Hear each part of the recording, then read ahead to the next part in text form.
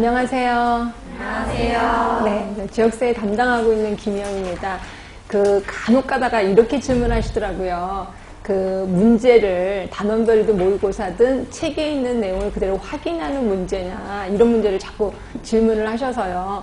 선생님들 저랑 조금 해보신 분은 아시겠지만 문제를 책에 있는 거 그대로 내지는 않습니다. 그럼 어떻게 내느냐? 책에 없는 내용을 찾으려고 노력을 해요.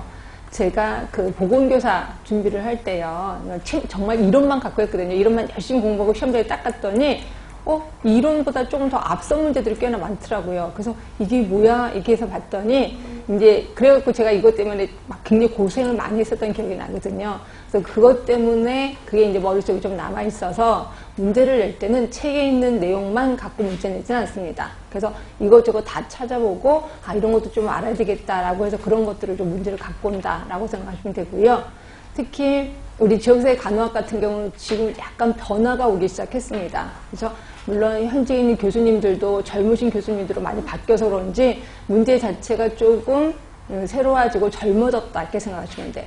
그래서 대부분 정책 얘기가 좀 나올 거고요. 그리고 프로그램도 되게 많이 나옵니다. 이론 같은 것들도 되게 많이 나오고요. 인터넷 이런 것들도 조금 문제들이 좀 많이 나오기 시작해요. 물론 우리는 아직 아닙니다. 근데 국가고시 같은 데서 이런 것들이 좀 많이 나와서 우리도 언젠가는 변화가 올 거다. 그래서 약간 과도기적이다. 이렇게 생각하시면 돼요.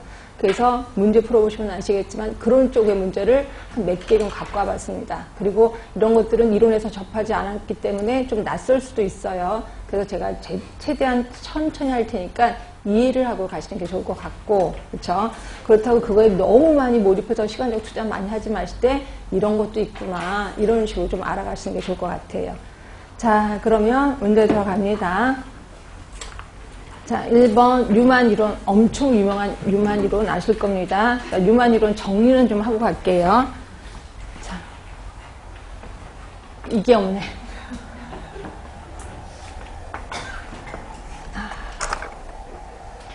자, 뉴만 이론은 제 가운데가 이제 기본 구조가 있고요. 기본 구조. 그리고 세 개의 저항성. 안에서부터 정, 유, 연 방어선. 자, 여기에 스트레스가 오면, 자, 스트레스의 종류도 크게 세 가지가 있죠. 뭐가 있죠? 체계 내, 그 다음에 체계 간, 체계 외. 그래서 이 세 개의 스트레스를 받으면 이게 흔들린다. 라고 얘기를 했고요. 자, 이 중에서 1차 예방에 속하는 게 어디 있죠? 1차 예방에 속하는 거. 예, 정상과 유연 방어선의 강화를 1차 예방이라고 한다. 얘기를 했고, 저항선은 2차 예방이라고 한다. 얘기를 했고, 기본 구조의 재구성을 3차라고 한다. 얘기했고요. 자, 이때 우리 간호의 목표인 적정 기능 수준의 향상, 적정 기능선을 뭘로 봤죠? 정상 방어선으로 봤습니다. 요거를 적정 기능선이라고 봤다. 네? 그래서 결국 뉴만은 요 정도, 그리고 기본 구조는 여러 가지로 구성되어 있다. 영적인 거 여러 가지 있었습니다. 이것도 좀 알아두시면 되고요. 그리고 요 정도만 아시면 될 것 같아요. 뉴만 이론. 이 중에서 아주 쉽게 나온 거죠. 자, 이를 둘러싼 세 개의 방어선, 답은 3번이죠. 정, 유. 네.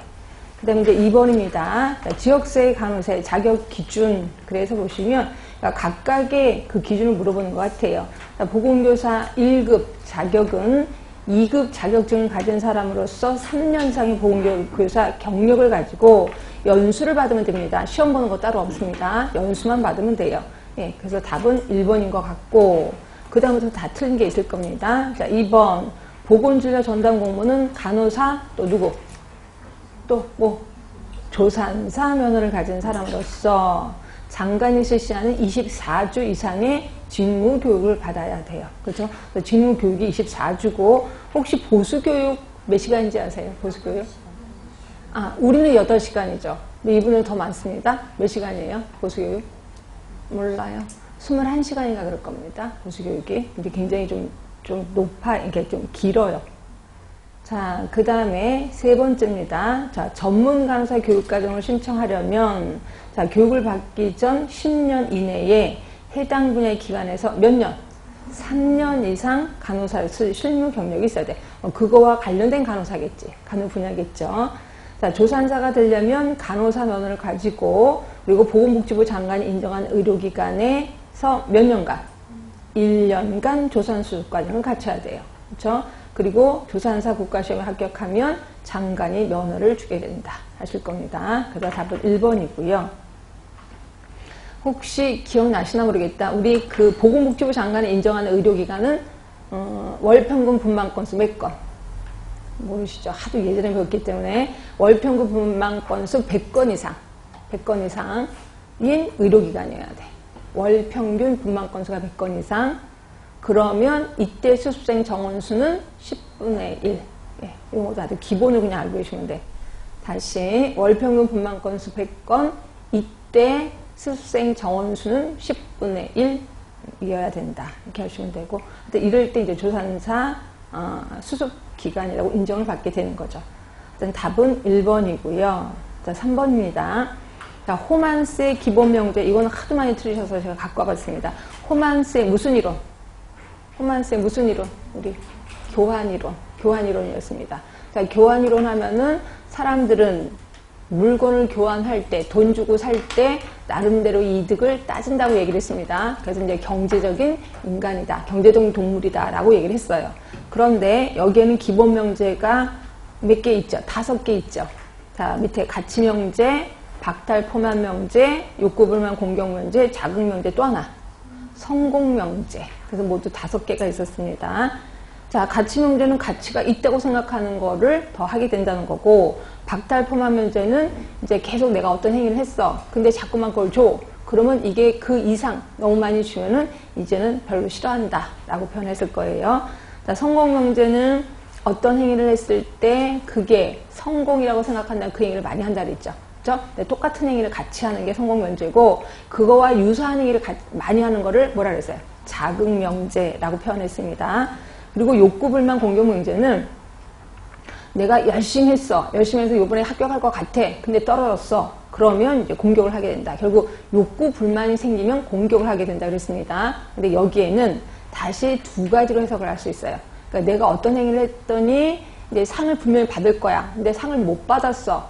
이랬을 때 공격을 하게 되는 거고, 반대로 내가 어떤 나쁜 짓을 했어. 그래서 벌을 받을 거야 분명히. 근데 벌을 안 받았어. 그랬을 때도 역시 공격하는 건 아니지만 그 행위가 강화되는 거죠. 그래서 내가 무지무지 나쁜 일을 했는데 야단 안 쳐? 그럼 그 행위를 강화시킬 수밖에 없다. 그래서 이거는 욕구 불만 공격 문제는 2가지로 해석을 할 수 있습니다.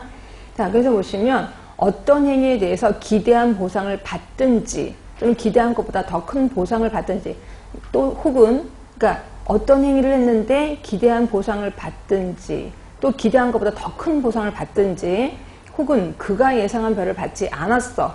그러면 인간은 기뻐하겠다. 그렇죠? 그런데 그래서 이에 인정받은 행동을 취할 가능성이 더 커지는 것. 이걸 우리 욕구 불만 공격 문제. 이렇게 생각하시면 돼요. 다시 한번 얘기해 볼까요? 내가 어떤 행위를 했어. 근데 이 행위를 했는데 내가 상을 받을 거야. 근데 그거보다 더 큰 상을 받았어. 여기서 지금 해석하는 게 그렇습니다. 더 큰 상을 받았어. 이것도 역시 그러면 그 행위는 점점 더 커지겠죠. 그렇죠? 그러니까 이거 욕구 불만 공격 자체를 생각하지 마시고, 내가 어떤 행위를 했어. 요 정도는 상 받을 거야. 근데 그보다 더 큰 행위를 했어. 아니면 그만한 상을 받았어. 그럼 요 행위는 어떻게 될까요? 커질까요? 작아질까요? 커집니다. 예, 그리고 내가 생각을 했는데 벌을 안 받았어. 그 행위도 점점 커진다는 거죠. 예, 그것도 모두 욕구 불만 공격 면제에 속하는 거고, 반대로 자, 내가 그 행위를 했어. 분명히 내가 뭔가 보상을 받을 거야. 보상을 안 받았어. 그치? 그러면 그 행위는 어떻게 될까요? 그 행위는 커져요? 작아져요?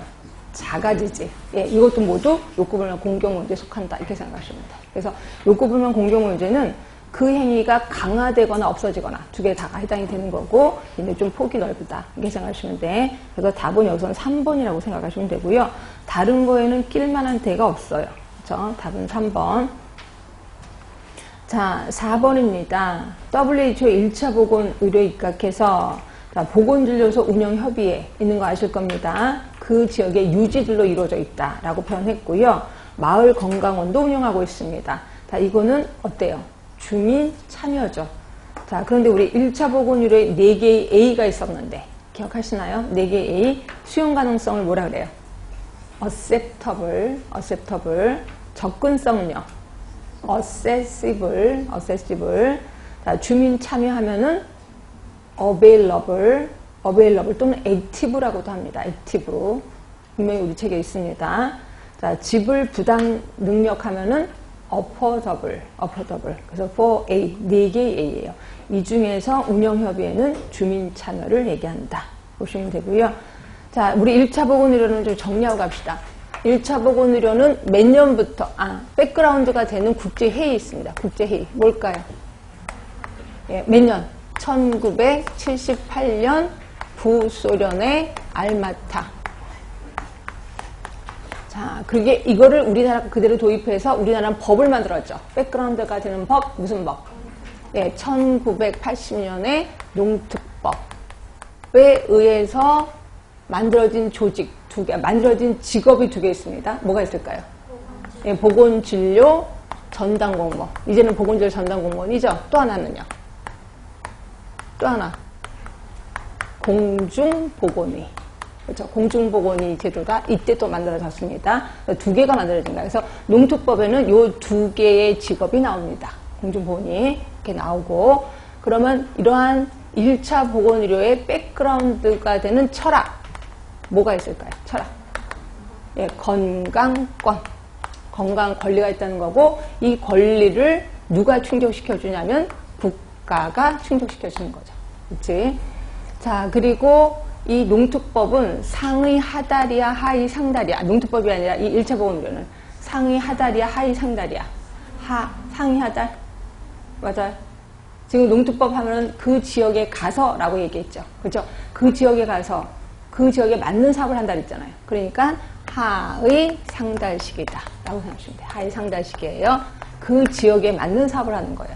그래서 국가에서, 중앙에서 뭐 명령 내려서 하는 게 아니라 그 지역에 맞는 사업을 한다 생각하시면 돼요. 그래서 주민 참여가 여기서 들어가는 겁니다. 그래서 요게 이제 1차 보건의료의 가장 큰 특징이고요. 그 요거와 관련된 건강 증진. 우리나라는 몇 년부터예요? 1980년부터 1차 보건의료가 이루어졌죠. 지금도 하고 있는 건 아시죠? 그렇지? 그런데 여기서 이제 건강 증진. 자, 건강 증진의 백그라운드가 되는 회의. 뭐예요? 1986년 캐나다의 오타와. 자, 그리고 우리나라는 이걸 그대로 받아들여서 몇 년? 법. 1995년에 국민건강증진법. 자, 그리고 국민의 건강을 증진하기 위해서 만든 직업 뭘까요? 보건교육사. 자, 그럼 건강증진의 철학 뭐가 있어요? 철학. 예? 뭐의 변화? 생활 양식의 변화. 생활 양식의 변화입니다. 생활 양식을 변화시켜서 가장 좋은 수단 뭐로 선택했어요? 보건교육을 선택했어요. 보건교육을 수단으로 선택했습니다. 자, 요거는 상위 하달, 하위 상달. 이거 하위 상달? 상위 하달. 그렇죠? 상위 하달. 왜? 우리나라에 헬스 플랜 2010이 있었었잖아. 정부에서, 보건복지부에서 명령이 쫙 내렸잖아요. 그래서 이게 안 맞아서 어떻게 바꿨어요? 통합형 건강증진으로 바뀌었죠. 통합 건강증진 사업으로 바꿨죠. 그렇죠? 2003년부터 통합 건강증진으로 바꿔서 어떤 시스템이에요? 국가에서 보건복지부에서 이렇게 사업해라라고 명령을 내리면 이 중에서 우리 구에 맞는 사업만 골라서 이제 요거 맞아 골라서 통합해서 주는 거예요. 그걸 통합 건강증진 이렇게 표현하고 있고 2003년부터 하고 있습니다. 그래서 있고 결국 얘는 몇 년부터 했었냐면 95년부터 시작을 했습니다. 그래서 이것도 기억하시고 자 1차 보건으로는 우리 4A도 있었습니다. 조금 전에 우리 공부한 거 이런 것처럼 여기서도 3가지 정책이 있습니다. 혹시 기억하시나요? 3가지 정책? 네? 맨 처음은 옹호 또 네? 역량 강화 또 네? 응? 크게 말들 얘기를 해주세요. 크게 연합 그렇지 연합 3개입니다. 여기 3개가 3가지 정책 기억하시면 되고 여기서는 또 뭐 그거 있었었잖아요. 주민이 받아들일 수 있는 방법으로. 이거 기억하시죠? 그렇지, 5개 있었던 거 기억하시죠? 여기서도 5개 정책이 있었습니다. 이 5개의 정책은 제가 순서대로 외우는 게 좋겠다. 특히 뭐였어요? 제일 처음 뭐였었어요? 2가지만 기억하시면 돼. 처음에 뭐? 공공정책 수립. 공공정책을 먼저 수립해라. 그 다음이 건강을 위한 환경 여건의 조성. 환경의 조성입니다. 그래서 이걸 왜 순서대로 외우냐면 얘는 그 헬스 플랜, 그러니까 건강 증진에 관한 국제 회의가 있었었죠. 요게 1차, 여기 1차, 2차 때 이거를 강조했거든요. 3차 회의 때는 이 환경 조성을 또 강조했거든요. 그래서 2학 외우는 거 요거 2개는 순서대로 외우고 나머지 3개는 눈치껏 알아서 하시면 되고요. 하여튼 이렇게 해서 2개는 좀 구분해 두셔야 됩니다. 자, 보시면 자, 그래서 4번의 답은 3번이었고요. 그 다음에 뒤로 갈게요. 자, 5번입니다. 자, 국민건강증진법상 시설 전체를 금연구역으로 지정해야 하는 경우가 아닌 것은, 그래서 이거는 뭐 굳이 외우라고 제가 달달달 외우라고 얘기했는데 굳이 못 외우면 감이라도 잡아라 라고 표현했고요. 답은 1번이죠. 대학교는 교사만 해당이 됩니다. 운동장은 아니에요. 그러나 초, 중, 고등학교는 교사 및 운동장이 다 포함됩니다. 자, 청사 당연히 안 되겠죠. 청소년 게임 제공 후 PC방 안 되겠죠. 학교, 교과, 교습학원은 면적이랑 상관없이 무조건 안 된다 라고 표현했고, 이거를 제외한 나머지 학원은 몇 미터 이상? 1000제곱미터 이상. 1000제곱미터 이상입니다. 자, 그 다음에 아무래도 요게 또 혹시 나올 것 같아서, 자, 이렇게 이론 지역만 금연을 하는 게 아니라 아파트도 금연구역으로 지정할 수 있죠. 그렇죠? 그래서 우리 아파트 금연 아파트로 해주세요 라고 청구를 하면, 신청을 합니다. 얼마나 많이 신청하면? 예, 그 지역 주민의 반이, 2분의 1이, 그 아파트 주민의 2분의 1 이상이 신청을 해요. 누구한테 할 것 같아요? 응? 누구한테 할 것 같아요? 시군구청장에게. 예, 시군구청장에게 신청을 합니다. 그럼 시군구청장이 물어보는 거죠. 정말 맞느냐? 그래서 물어봐서 확인이 되면 금연 아파트로 지정할 수가 있다. 이렇게 생각하시면 돼요. 자, 그래서 그것까지 누구한테 신청하느냐 이런 것들이 좀 나올 것 같아서 좀 같이 알고 계시는 게 좋고요. 이렇게 금연구역에서 담배를 피우면 어떻게 될까요? 벌칙, 벌금 뭘까요? 10만 원 이하의 과태료입니다. 10만 원 이하의 과태료. 이것들도 알아두세요. 자, 6번은 제가 이론에서 안 가르쳐 드린 겁니다. 요거 나눠드린 유물 볼게요. 이거 혹시 그 간호관리에서 안 배우셨어요? 안 배우셨어요? 맵 모형이라고 있거든요. 맵 모형. 자, 이거는 미국하고 미국의 그 질병통제예방센터 요 둘이 이제 공동 개발을 한 건데요. 자, 지역사회 건강 증진을 위한 보건사업 기획 모형이야. 항상 지역사회 포커스를 맞추고 있습니다. 자, 지역사회를 중심으로 구성된 지역보건체계가 총체적 체계 사고를 통해서 해당 지역사회 보건 현황을 파악하고 보건 문제에 대응하는 역량 개발에 초점을 두고 있다. 결국 지역 주민이 참여해서 모든 문제를 찾아내 그리고 이거를 해결하는 거야. 지역 주민 스스로 해결하는 거. 이거 우리 맵 모형이라고 하는데, 자, 단계가 모두 6단계입니다. 네, 1단계요. 자, 1단계는 지역사회 조직화. 뭐 조직을 만들어야 되겠죠. 그리고 파트너십을 개발합니다. 자, 보시면 기획과정에 참여할 조직 단계를 파악하고 동참하는 지역사회 주도형 기획과정의 구성에서 시작되고 그걸가 현실적으로 실현 가능한 기획안을 개발하는 데 목적이 있죠. 그러니까 주민이 참여해서 기획을 짜야 이거는 실현 가능한 기획이 되는 거죠. 이게 이제 1단계.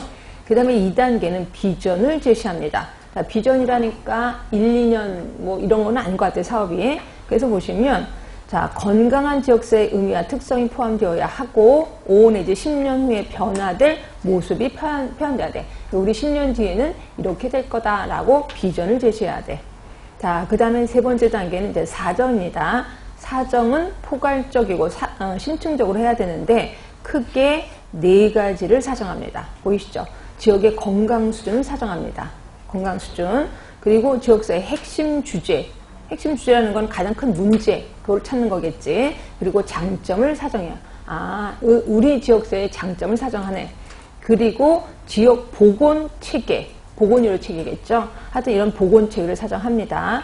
그리고 변화의 역량을 사정해요. 변화의 역량, 변화할 수 있는 힘을 사정하는 거죠. 그러니까 우리가 알고 있는 거랑 약간 다르죠.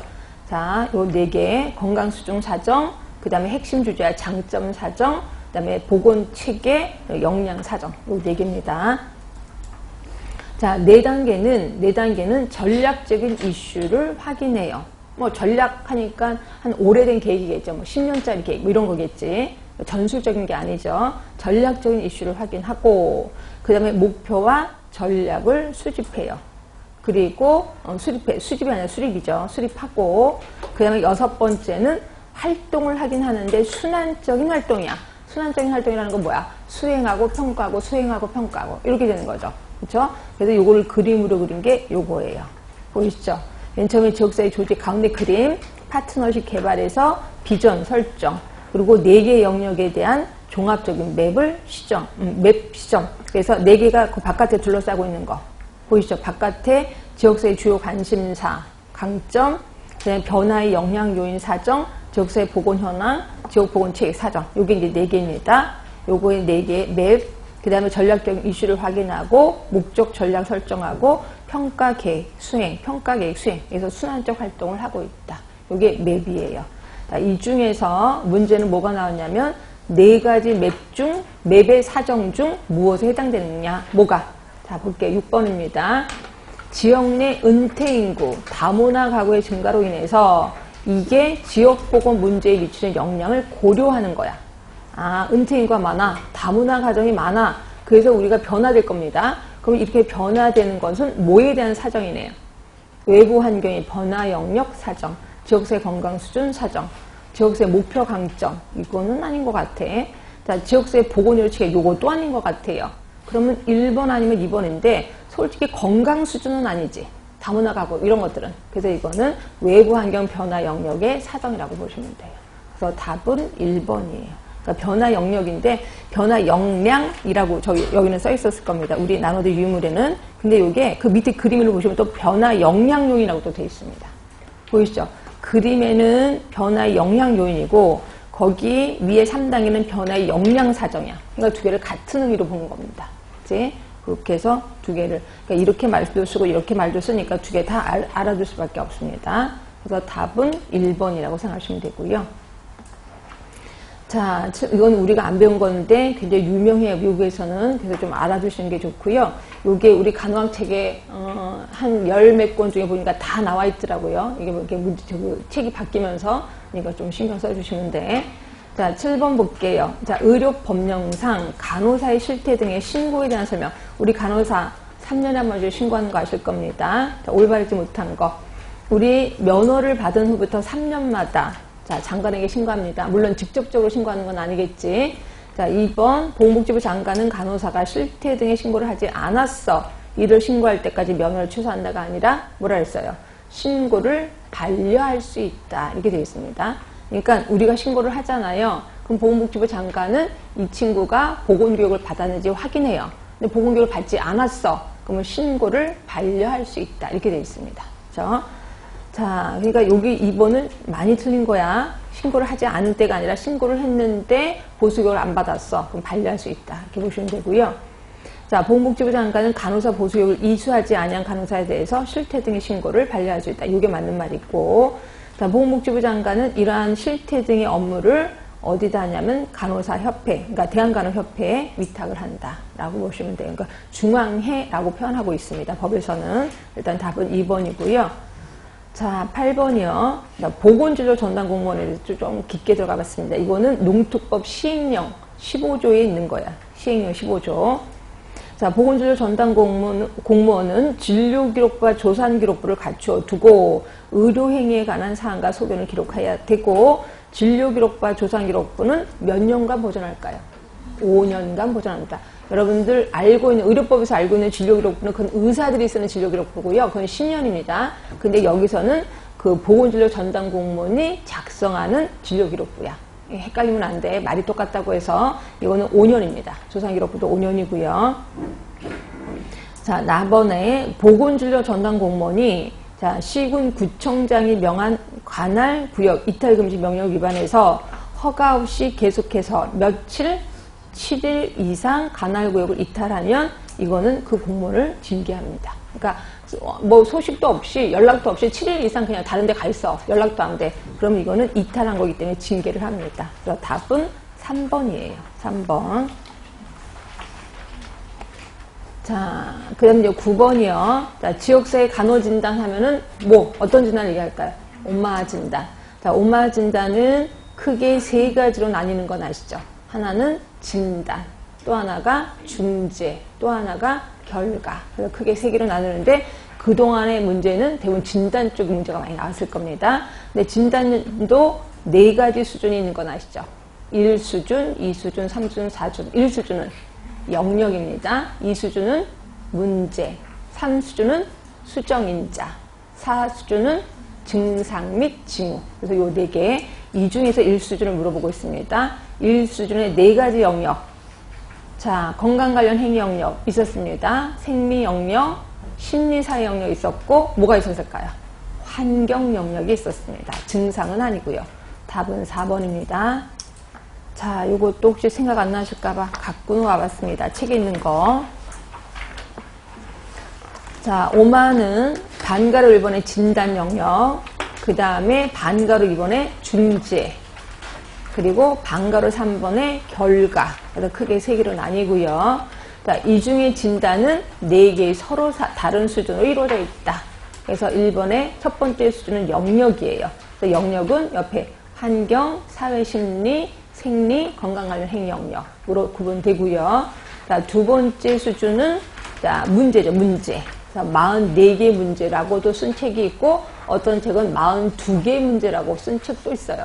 어떤 게 맞아요 그러지 마시고 둘 다 외워두세요. 그냥 44개라고도 하고 42개라도 하는구나 이렇게 생각하시면 되고요. 자, 세 번째 수준은 수정인자죠. 수정인자는 2개였는데 기억하시나요? 이 일이 개인에게 일어나느냐, 가족에게 일어나느냐, 집단에게 일어나느냐. 그죠? 또 하나는 이 일이 예방에 관련된 거냐, 실질적인 거냐, 잠재적인 거냐, 이런 겁니다. 그래서 이 2개를 결정하는 거죠. 그래서 이게 수정인자 2개였었습니다. 자, 그리고 네 번째 수준이 증상과 징후. 그래서 378개가 있다. 요게 진단 부분. 자, 진단을 하고 나면 중재를 해야 될 거예요. 중재도 3가지 수준으로 조직되어 있습니다. 첫 번째는 범주. 범주는 4개예요. 문제가 나오면 이런 게 나올 수도 있겠지. 왜냐면 진단 쪽으로 다 나왔기 때문에 문제가. 중재의 첫 번째 수준은 범주입니다. 4가지 범주, 교육, 안내, 상담. 요게 하나. 처치와 시술, 사례관리, 감독. 이 중에서 현재 뜨고 있는 게 뭘까요? 사례관리가 뜨고 있습니다. 그래서 사례관리에 대해서는 좀 깊게 들어갈 겁니다. 이따가도. 자, 두 번째 수준이 간호중재나 활동. 그래서 75개의 목록으로 되어 있습니다. 뭐 분노관리, 방광간호 이런 식으로. 그 다음에 세 번째는 구체적인 정보. 이걸 해줬다는 거. 뭐 방광간호를 어떻게 해줬다. 폴리를 뭐 교체해줬다. 뭐 이런 식으로 쓰는 거겠죠. 그래서 적절하고 정확한 단어 또는 짧은 문장으로 기술을 합니다. 자, 그리고 나면 결과에 대해서 5점 척도로 작성을 합니다. 5점 척도. 1등급부터 5등급까지 있을 거고요. 3개에 대해서 합니다. 지식, 그 다음에 행위, 그 다음에 상태. 그래서 이것도 문제 등급은 3개로 나눠서 제시하는구나. 그리고 3개에 대해서 5점 척도로 나누는구나. 이렇게 생각하시면 되고요. 오마 진단 시험 문제 계속 나옵니다. 그러니까 진단 쪽만 나왔으니까 나머지도 얼른 공부 좀 하시면 되고요. 자, 그래서 다시 이제 오셔서 9번의 답은 4번입니다. 자, 10번이요. 자, 지역사회 간호사가 수집된 자료를 기초로 건강 요구를 찾아냈고, 그 다음에 지역사회 건강관리 양상의 장점 등을 분석했다. 자, 자료의 분석 순서. 이거 제가 그냥 외우시라 그랬죠. 시험 문제도 나왔으니까. 맨 처음엔 분류, 그냥 요약, 확인, 비교, 결론. 자, 이 중에서 표나 그림, 그래프로 나타나는 단계. 무슨 단계? 요약 단계. 외우시라 그랬습니다. 답은 1번이고요. 요것도 그냥 한번 얘기나 해볼게요. 자, 간호가정 단계 기억하시죠? 자, 기억 다시 한번 확인하겠습니다. 간호가정 맨 처음에는 사정, 네, 그 다음은 진단, 다음 이제 계획, 그 다음이 수행, 그 다음이 평가였습니다. 자, 사정 단계에서 제일 처음 자료 수집이에요. 자료를 수집하고 나면 이거를 어떻게 분석해야 되겠죠. 그리고 나면 무슨 문제가 생긴다? 건강 문제가 도출이 된다. 그리고 조금 전에 문제 푼 거 요 분석 단계의 4가지 단계를 얘기한 거고요. 그렇죠? 그러면 건강 문제가 도출이 됐어. 이런 건강 문제 중에서 각종 법령, 지침서를 확인해서 무슨 문제를 뽑을까요? 예, 간호 문제. 그러면서 진단으로 가면 간호 문제가 도출이 될 거고, 자, 그리고 나면 어떻게 할까요? 예, 진단을 내리는 거죠. 진단 내리고, 그 다음이 우선순위를 설정한다. 자, 우선순위 설정의 단계, 우선순위 종류는 좀 많아요. 제일 대표적인 거 뭐 알고 계세요? BPRS. 그 다음에 얘랑 비슷한 불리안트도 좀 기억을 해라. 라고 얘기를 했고요. 이거 말고도 또 이따가 나올 겁니다. 자, 계획에서 제일 처음 단계는 목표를 설정하셔야죠. 자, 목표를 설정하고 나면 그 다음에 뭐 할까요? 네, 목표 설정했어요. 예, 각종 수단과 활동과 수단을 선택해야 되겠죠. 그리고 나면 뭐해요? 그러면 뭐해요? 수행 계획이 작성되는 거고, 그 다음 평가 계획도 하셔야 되겠죠. 결국 평가 계획은 언제 해요? 수행하기 전에 또는 계획 단계 한다 하시면 되고, 수행하고 평가한다. 그래서 요거에 대해서 문제가 제법 계속 나옵니다. 이쪽에서. 그러니까 이 중에서 요 첫 번째 요 단계다 이렇게 생각하시면 되고, 자, 그래서 10번의 답은 1번이고요. 그 다음 이제 11번입니다. 자, 지역사회 간호사 역할 중 건강관리 전달 중심의 역할에 해당되는 거. 이거 이론에서 안 배운 겁니다. 그러면 일단 느낌으로 건강관리 전달 중심, 이거 다 아니야? 답 4번 하면 틀린 거예요. 건강관리 전달이거든요. 답 몇 번을 하셨어요? 물어나 볼게요. 이런 건 찍을 수밖에 없어요. 답 2번? 2번, 3번이에요. 자, 이거 볼게요. 나눠서 유임을 볼게요. 자, 건강관리 체계에 따른 간호사의 역할을 크게 3가지로 나눠요. 자, 이렇게 쓴 책이 있습니다. 대상자 중심의 역할, 두 번째가 건강관리 전달 중심의 역할, 또 세 번째가 인구 중심의 역할. 이건 우리 간호학 책에 그대로 있는 겁니다. 대상자 중심의 역할은 1번부터 8번까지. 그래서 보시면 대상자 중심 직접 간호 제공, 교육, 상담, 의뢰, 역할 모델, 옹호자, 1차 간호 제공자, 사례 관리자 이거 들어가면 이게 대상자 중심이에요. 자, 그리고 건강관리 전달 중심하니까 조종자, 협력자, 교섭자. 건강관리 전달 감이 잡히셔야 돼. 조종하고 협력하고 교섭하는 겁니다. 자, 인구 중심의 사례 관리 또 들어갑니다. 지도자, 인구 중심, 변화 촉진자, 건강관리 책임자, 연구자. 이게 인구 중심. 그래서 2번은 이해가 되는데 1번하고 3번은 조금 오버랩이 될 것 같아요. 그렇죠? 근데 이거는 학자들이 구분해 놓은 거기 때문에 어쩔 수가 없습니다. 그래서 보시면 요거에 대한 문제예요. 그거의 건강관리 전달 중심의 역할이니까 뭐요? 조종자 그리고 협력자. 그래서 답은 3번이에요. 그럼 변화 촉진자는 아까 보셨어. 인구 중심의 역할이죠. 그리고 옹호자는 대상자 중심의 역할이에요. 그래서 이런 문제는 한 번도 나온 적은 없지만 나올 확률이 좀 있습니다. 그래서 좀 기억하시고, 그 밑에 표도 잠깐 보세요. 자, 이거를 지역사회 간호사, 보건진료 전담 공무원, 옆에 가시면 가정간호사로 좀 나눠봤거든요.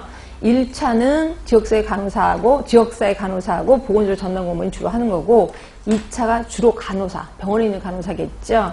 3차가 간호사도 있고 가정간호사도 있습니다. 이렇게 해서 구분해봤고, 자, 1차 의료 제공하는 사람 아무나 하는 거 아니라 그랬습니다. 보건진료 전담 공무원하고 가정간호사가 하는 게 1차 의료 제공자. 그리고 직접 간호는 다 해당이 됩니다. 다 해당이 되는데 7번째 볼까요? 의뢰자요. 의뢰자나 알선자는 1차에서만 포커스가 두고 있고요. 그 다음에 지역사회 조직 및 개발자도 역시 지역사회 간호사하고 보건진료 전담 공무원이 하고 있습니다. 그래서 이렇게도 구분을 좀 하고 있구나 하시면 되고요. 다시 봅시다. 자, 12번이에요. 11번. 자, 지역사회 간호에 대한 설명으로 올바른 것은. 자, 이거 쭉 가나다라 이렇게 보다 보니까 그 유명한 그 동그라미 3개 기억하셔야 됩니다. 그거 보시면 돼. 자, 간호 대상과 간호 목표 사이는 간호 과정으로 연결된다. 맞아요? 아니죠. 뭐죠? 기능 연속 지표. 자, 간호 행위와 간호 목표 사이에는 간호 수단이죠. 자, 다시 한번 이것도 이론이 좀 덜 된 분들을 위해서 이거는 제가 첫 시간에 그려드린 요거 세 개 생각하시라는 거죠. 지역사회 간호 대상, 지역사회 간호 목표, 그다음에 지역사회 간호 활동이었습니다. 그래서 대상과 목표를 연결해 준 거는 기능 연속 지표. 그리고 얘랑 연결하는 거는 간호 수단. 그리고 얘랑 얘는 연결하는 거는 간호 과정이라고 표현한 거예요. 요거에 대한 문제입니다. 그러니까 나번은 간호 목표와 행위니까 간호 수단. 그리고 지역사회 간호 대상은 개인, 가족, 집단 지역사회. 맞습니다. 자, 지역사회 목표는 적정 기능 수준의 향상. 맞습니다. 자, 지역사회 간호 행위. 그러니까 요거죠. 가운데 활동. 활동은 간호 제공, 보건교육, 관리 등이 있다. 맞아요. 뭐였었죠? 우리 활동에는 뭐가 있죠? 직접 간호 제공, 또 교육, 그 다음이 관리, 그 다음이 지역사회와의 연계. 이거거든요. 그러면 맞다 그래요? 틀렸다 그래요? 예? 맞다 그래요? 네, 맞다 그래. 그러면 다, 라, 마가 맞는 거죠. 물론 몇 개가 빠지긴 했지만 맞다고는 좀 해야 됩니다. 그래서 답은 3번이에요. 가, 나가 틀렸으니까. 자, 그래서 이렇게 쓰다가 말이 많으면 또 우리 또 성격에 이거 되게 다 나와야 됩니다. 이렇게 흥분하지 마시고 맞다 그럴까 틀렸다 그럴까 눈치 좀 보셔야 돼. 그래서 답은 3번이에요. 자, 13번이에요. 요게 문제가 좀 많이 힘든 겁니다. 이제 평가 얘기를 할 거예요. 자, 건강증진 프로그램의 성과평가야. 그러면 성과평가라는 거는 성과니까 이 끝에 쪽인데 이 끝에를 알리는 게 꽤나 많이 있거든요. 뭐 우리가 알고 있는 영양평가도 있잖아. 그렇지? 성과평가, 뭐 결과평가 이런 거 있어서 이게 좀 헷갈린단 말이에요. 근데 보기를 보니까 과정평가와 영양평가에 비해 평가, 영양. 그럼 결국 세 개를 구분하라는 거지. 뭐 과정, 그 다음이 영양, 그 다음이 성과평가. 요거를 구분하라는 거예요. 우리 책에 있었습니다. 과정, 영양, 성과평가. 요거 구분하는 게 있었습니다. 그러면 이렇게 보시면 영양은 뭐예요? 그 사업을 하고 나서 바로. 그리고 한참 뒤에가 성과평가. 그래서 성과평가는 조금 평가하기가 힘들다. 한참 뒤에 일어나는 사건이니까. 그래서 요거 생각하시면 되고. 그러니까 결국 과정과 역량에 비해서는 평가가 어려워. 맞는 얘기인 것 같아요. 자, 계획된 프로그램의 실제 수행된 활동에 대한 평가. 아, 수행을 해서 바로 그 결과니까 이거는 역량평가 쪽인가 보다라고 느끼셔야 돼. 그치? 그래서 이건 아닌 거고, 시간이 경감에 따라 나타나는 장기적인 성과를 말한다. 요거 맞죠? 성과. 자, 위험 요인의 감소, 효과적인 대처 등이 지표에 해당이 된다. 그 사업을 했던 위험 요인이 감소됐어. 그리고 효과적으로 대처하게 됐어. 이거는 그 사업하고 나서 바로 일어난 사건이거든요. 그러니까 이런 것들은 모두 영향평가다라고 보시면 되고요. 그래서 성과평가는 다만 해당이 되는 거예요. 자, 그런데 분명히 우리는 과정, 영양, 성과평가를 했는데 이게 또 바꿔될 때가 있단 말이에요. 이게 영양과 성과. 그래서 우리 헷갈리는데, 자, 이게 어디에서도 있어요. 여기 바꿔되는 게 뭐가 있었어요? 바꿔되는 게 프리시드, 프로시드 모형에서도 있었어요. 프리시드, 프로시드 모형에서도 평가의 과정평가, 그 다음이 영양평가 맞나? 영양이고 성과 맞죠? 프로시드 모형에서 이렇게 돼 있다. 프로시드 모형에서는 영양이고 여기 끝에가 결과평가로 돼 있었을 거예요. 그렇죠? 그래서 요거는 맞는데 이게 우리 잠깐만 나노들의 유의물을 볼게요. 자, 나노들의 유의물을 보시면 요거는 이제 우리 간호학 책은 아니고 다른 곳에 나와 있는 건데요. 자, 목적에 따른 평가 분류예요. 크게 두 개로 나뉜대요. 과정평가하고 영양평가로 나뉜대요. 자, 과정평가는 그 과정을 평가하는 거니까 그렇겠구나. 자, 영양평가는 다시 셋으로 나뉜대요. 산출, 그 다음에 결과, 그리고 영양평가. 이거 보세요. 영양이 뒤로 가잖아요. 그렇죠? 그럼 어떤 게 맞아요? 그러지 말고 이건 학자들이 그렇게 구분한 거기 때문에 어쩔 수가 없어요. 그래서 보시면 산출평가는 가장 단기적이고 계량화가 가능한 효과야. 가장 단기적인 거예요. 그래서 봤더니 의료보장 수혜자의 수, 의료보장의 이용률, 환자의 대기시간 이런 걸 보는 거예요. 자, 그런데 비해서 결과평가 또는 성과평가라고도 해. 이거는 보다 장기적이고 주관적이고 질적인 면이 많다. 결국 산출평가에 비해서는 계량화가 좀 힘들겠죠. 그치? 그래서 국민 건강 상태의 향상, 의료보장에 따른 국민들의 정신적 안도감, 약간 이게 질적이라고 생각하시면 돼. 그런데 여기서 영양평가는 정책 집행 후 가장 오랜 후에 나타나는 효과예요. 측정이 어렵고 한 정책의 결과를 보기 힘들 수도 있다. 그래서 봤더니 생활의 질 향상, 노동 생산성의 향상 이런 것들이 영양평가예요. 그래서 이렇게 할 때는 산출, 결과, 그 다음에 영양평가 이렇게 나오거든요. 그래서 이게 어떤 게 맞는지 틀린지 정말 저 역시 좀 감이 안 잡히는데 우리 대부분의 간호학에서는 요 13번처럼 문제가 나옵니다. 이건 프리시드 모형에서도 마찬가지고 과정, 영양, 성과 이렇게 나옵니다. 근데 또 다른, 그러니까 우리 간호학이 아니라 다른 과목에서는 또 이런 식으로 나오고 있거든요. 그래서 이게 많이 헷갈릴 겁니다. 그래서 일단 13번은 과정, 영양, 성과 이런 식으로 순서가 되어 있다. 이렇게 생각하시면 되고요. 자, 그래서 그거는 순서대로 외우실 수밖에 없어. 영양이 가운데고 성과가 뒤쪽이다. 이렇게 외우시면 수밖에 없고요. 자, 14번 뉴만 이론 아까 했기 때문에 좀 편하게 들어갈 것 같아. 올바르게 설명한 거예요. 자, 기본 구조는 세 가지의 방어선으로 둘러싸여 있다. 맞습니다. 자, 나번 환경과 상호작용에서 수시로 변화하는 역동적 구조. 무슨 방어선? 유연 방어선. 그래서 틀린 거고. 자, 개인의 정상적인 적응 상태를 유지하기 위한 기능. 이게 정상 방어선. 맞습니다. 자, 모의 파괴는 질병 발생을 의미한다. 모의 파괴. 예. 저항선 파괴가 질병 발생을 의미하나, 근데? 저항선이 파괴되면 증상이 나타난다. 그랬죠? 일반적인 증상. 그쵸? 그러면 질병 발생은 뭐의 파괴예요? 기본 구조의 파괴죠. 기본 구조가 파괴되면 질병 발생을 의미한다. 물론 저항선이 파괴되면 증상은 나타납니다. 그렇지만 질병 특유의 증상은 아니라고 제가 얘기를 했었어요. 그래서 답은 가다 2번으로 하시는 게 좋을 것 같아요. 자, 15번입니다. 이분도 많이 들었던 분 같아요. 태아 여자간. 기억하실 거예요. 임산부의 위생, 아동의 위생, 가정방문 등 전염병 예방과 환경위생 사업을 실시하는 사람 누구세요? 로선버. 원래 이름은요? 로젠버그입니다. 이제 로젠버그가 한국 이름을 로선버그로 바꾼 겁니다. 답은 1번이고요. 릴리안 와일드 어디서 보셨어요?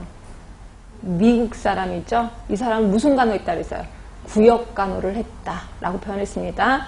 뉴욕의 그 헨리가에서, 그쵸? 거기서 구역 간호를 했습니다. 구역을 정해서 자기 담당 구역이 있다라고 표현했고요. 이분은 이런 공이 있었습니다. 두 가지. 간호 숙가를 먹였다는 거. 또 하나가 그때 당시에 전염병을 많이 सब사이드 시켰습니다. 그렇죠? 이게 두 가지 큰 특징이 있고요. 자, 윌리엄 라스본 하면 생각나는 거. 예, 보건소의 효시. 보건소의 효시. 자, 사업가라고 얘기를 했고요. 빼베는요. 빼베. 예, 최초의 방문 간호사.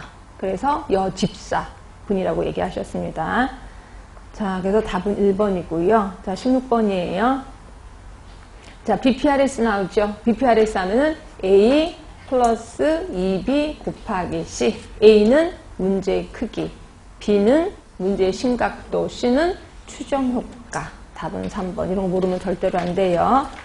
자, 17번이에요. 자, 요 문제는 제가 낸 건 아닌데, 이런 문제가 있어서 깜짝 놀라서 갖고 와봤습니다. 자, 벤주라에 의해서 제안된 이론이래요. 벤주라 하면은 우리가 알고 있는 사회학습이론 또는 사회인지이론. 그래서 이 두 개를 똑같다고 봤거든요. 그래서 저는 똑같이 봤습니다. 사회인지나 사회학습이나. 근데 벤주라에 의해서 제안된 이론으로 사회적 상황에서의 학습은 환경, 개인 변인, 행동, 맞죠? 요 세 개의 상호작용에 의해서 이루어진다는 것으로 사회학습 이론에 자기효능감과 상호결정론을 추구한 거래. 이런 거 보면 사회학습 이론하고 사회인지 이론하고 다르다는 거잖아. 이거의 문제, 답은 3번이거든요. 사회인지. 그래서 제가 사회학습 이론하고 사회인지 이론이 뭐가 차이가 있는 데서 엄청 많이 뒤져봤는데 아니더라고요. 똑같더라고요. 아무리 봐도 똑같거든요. 그래서 이게 문제가 약간 잘못이 되어 있는 건지 모르겠어. 그렇다고 제 마음대로 문제를 고치진 않습니다. 이렇게 생각하는 사람도 있다. 이렇게 생각하시면 되고요. 저는 일단 두 개를 똑같이 취급하고 설명을 드리겠습니다. 사회학습이랑 사회인지랑 똑같다라고 생각하시고, 여기도 역시 요 세 가지, 동그라미 세 가지. 세 개가 상호작용하는 거예요. 세 개가 상호작용하는데, 하나가 거기에 있는 개인 요인, 또 하나가 거기 개인 변인 있고 행동 있죠. 행동. 그 다음에 또 하나가 이제 환경. 그래서 요 세 개가 상호작용해서 어떤 행동이 나온다는 거죠. 개인에서는 요게 뭐냐면 자기효능감이에요. 자기효능감. 개인에서 중요한 건 자기효능감입니다. 자, 행동에서 중요한 거는 자기 조절. 자기 조절. 그러니까 내가, 그리고 환경은 관찰학습. 이겁니다. 요 세 개가 상호작용해서 하나의 행동이 만들어지는 거. 그리고 우리 사회인지이론, 사회학습이론 이렇게 표현하고요. 개인에서는 작용감이 가장 큽니다. 한계에서는 관찰학습이 가장 크고, 행동에서는 자기조절. 자기를 스스로 조절할 수 있어야 되겠지. 요게 상호작용하는 거다. 이게 이제 사회학습이론이고, 사회인지이론인데요. 자, 요거 잠깐만 볼게요. 나누리 유물 볼게요. 그래서 사회인지, 그래서 이렇게 보시면, 모든 책들이 사회인지이론 해놓고 SCT 해놓고 옆에 또 이퀄 사회학습이론 이렇게 다 나와 있어요. 그래서 우리 간호학생은 다 그냥 두 개를 똑같이 보더라고요. 자, 보시면 아까 크게 세 가지가 있어서 구성 요소 보시면 1번의 개인적인 요소, 2번의 행동, 3번의 환경. 그게 세 개 있었습니다. 개인적인 요소에는 자기 호능감이 무엇보다 더 크다 그랬고요. 그래서 자기 호능감을 강화하는 요소를 이렇게 네 가지를 제시했어요. 내가 그걸 경험했어. 자신 있어. 그래서 강화가 되는 거고, 대리 경험, 언어적인 설득, 생리적인 상태. 생리적인 상태도 자기 효능감을 강화하는 요소래요. 그럼 이게 자기 효능감에 영향을 주는 요소는 효능기대, 결과기대. 그 결과를 내가 알고 있어. 그렇죠? 그러면 자기 존중감이, 효능감이 높아질 수밖에 없다는 거고. 자, 자기 조절 행동이 있습니다. 자기 조절 행동의 단계는 맨 처음에 자기 관찰, 그리고 자기 평가, 자기 반응 단계, 요 세 단계를 거친다 그러네요. 자, 그리고 관찰학습의 유행은 대리 강화, 대리 처벌, 모방도 있네. 그리고 관찰학습의 과정은, 자, 맨 처음엔 주의 집중, 그리고 파지라는 건 기억하는 겁니다. 내가 주의 집중해서 그걸 봐, 다른 사람의 행동을, 그리고 머릿속에 기억을 하고, 이거를 다시 재생을 해, 운동 재생. 그리고 요거 하고 나면 이제 동기화 과정을 거쳐서 내게 된다 라고 보시면 되고요. 관찰학습과 관련된 강화 형태는 직접 강화, 대리 강화, 자기 강화 이런 것들이 있대요. 그래서 이렇게 깊게까지는 들어가지 마시고요. 사회학습이론에 슬슬 문제 나오거든요. 그러니까 요 세 가지. 그래서 저는 요것만 좀 기억했으면 좋겠어. 개인은 자기 호능감, 행동은 자기 조절, 환경은 관찰학습. 그래서 요 세 개가 관여를 하는 거다라고 보시면 돼요. 그러니까 처음이라서 그렇게 깊게까지 문제가 나올 것 같지는 않고요. 하여튼 요거 좀 기억하시면 돼. 그래서 17번의 답은 3번이에요. 3번. 자, 그 다음에 이제 18번이에요. 자, 4차 헬스 플랜 2020에서 국민 건강 수준과 건강 정책 효과를 측정할 수 있도록 선정한 15개의 대표 지표에 속하는 거 뭘까요? 4번이죠. 그래서 요새는 점점 우리 문제가 옳지 않은 게 아니라 옳은 걸로 나와서 이것도 이렇게 긍정적으로 한번 봤더니 그래도 금방 아실 것 같아요. 당뇨 유병. 이거 뭐 했었어요? 뭐에 대한 평가 지표예요? 심내혈관 질환의 평가 지표지. 근데 이거 말고 또 하나 있었는데 고혈압, 유병률도 있었어요. 심내혈관 질환의 평가 지표는 두 개입니다. 당뇨, 고혈압. 그래서 답은 4번이고요. 자, 19번입니다. 이제 사례 얘기를 좀 할까 합니다. 자, 사례 관리가 뭐라는 건 다 아실 것 같아. 그래서 제가 나눠드릴 유인물은 사례 관리자의 유형을 좀 갖고 와봤습니다. 사례 관리가 뭔지는 다 아실 것 같아서. 네, 유형의 종류가 되게 많아요. 1번 보시면 사례 관리자 역할에 따른 분류. 자, 2번에 보시면 자원 조정과 통제에 따른 분류. 3번에 보시면 서비스 방법에 따른 분류. 4번에 보시면 종합적 측면에 따른 분류. 그래서 이게 크게 네 가지가 있는데 좀 골치가 아프긴 하더라고요. 맨 처음 보세요. 사례 관리자 역할이야. 여기는 다시 네 개가 있는데 단순형, 기본형, 종합형, 전문관리형. 그게 네 개 있습니다. 단순형은 그냥 연계시키는데 초점을 두는 거예요. 그래서 보시면 대상자와 지역사회 자원 그리고 서비스를 그냥 연계시켜주는데 그냥 초점을 주고 있는 거. 이게 단순형. 기본형은 옆으로 쭉 가시면 이렇게 연계하는 것뿐이 아니라 밑에 직접적인 서비스도 제공합니다. 그래서 뭐 조언이나 상담하는 등. 그러니까 기본형은 두 개야. 연계도 하면서 직접적인 서비스도 하는 거. 자, 종합형은 이걸 다 종합하는 거기 때문에 반드시 전문가여야 돼요. 사례관리자가. 왜냐면 이 사람의 문제를 찾아내서 이거는 연계하고 이거는 또 누구한테 또 연계도 하고 내가 직접 하기도 하고 또 이런 거거든요. 그래서 보니까 전문가. 그래서 기존의 전통적인 서비스 전달 체계와는 별도로 독립된 부서를 설치해서 독립된 부서가 따로 설치돼야 돼. 전개하는 것이 사례관리의 전문성을 발휘하고 대상자에 개별적으로 접근하는 데 유리하다. 이거 약간 조직을 하나 만드는 거죠. 이거 종합형. 그 다음에 전문관리형은 아까 종합형이랑 거의 비슷하긴 하는데, 자, 보시면 가족이나 지역사회를 대상으로 하는 활동뿐만 아니라 대상자를 직접 상담하고 치료 서비스도 제공하는 거예요. 개별적인 접근보다는 팀 접근이 보다 효과적이며 일반적 영역보다는 특수하고 전문적인 재활 영역이 이거는 재활 영역. 그래서 예를 들어 뭐 인공항문을 달고 있는 사람들의 모임 이렇게 볼 수 있는 거죠. 그렇죠? 그래서 이렇게 따로 그런 것들 하나 만드는 걸 전문관리형 모델이라고 생각하시면 되고요. 하여튼 이렇게 크게 4개가 있고요. 조금만 쉬셨다가 마저 하도록 하겠습니다.